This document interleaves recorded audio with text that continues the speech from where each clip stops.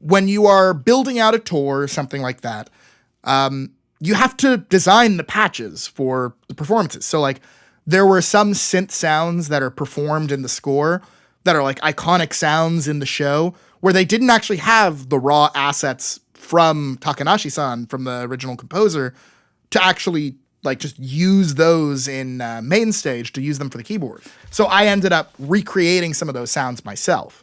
And then additionally for the tour consultation side, the contractor on that show is a dear friend of mine, and he was looking for musicians for it, and he was trying to figure it out, and he's like, hey, do you want to be on the show? And I was like, I don't have the time, I wish. But, you know, here are some people that I would hire, you know, hire them if you feel like it. And so it was his call at the end of the day. So like, I don't want to take false credit for it, but he ended up hiring Caleb Hiles and Toasty Marshmallow, and he hired Trey Watson and Martin Gonzalez and a couple of other people who I had sent to him and said, hey, they got the business. They're going to kill it for you. So all the singers for the show came from me, and the lead guitarist for the show came from me as well. And then I helped with a couple of other random roles for individual shows and things like that. So, like, just for the sake of me nerding out, what sounds of synthesis did you design for it? Like, do you remember? Do you recall any of them? I mean, if I open, I would my love Dropbox, I can. Yeah, real quick, like because I'm a big synth person. So you know, like I'm gonna do this terribly because I don't know how to properly. I can't show you the audio, but of course.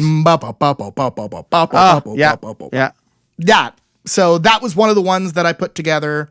There were like 2 or 3 pad related things where there's like a couple cases where they're just like backing pads during certain songs. There was a little bit of stuff, if I recall, I think during Fighting Dreamer. I'm trying to remember what it was. It might have been specifically for the actual keyboard sound on what they did for the arrangement. But there were just a few spots where I got to put together some synth stuff, put together some synth sounds. So it wasn't me recording something in advance. It was all performed live by the players, but the sounds and patches they were using live on the tour were ones that I had designed and built out for them. Understood. And that was a case where it happened completely randomly.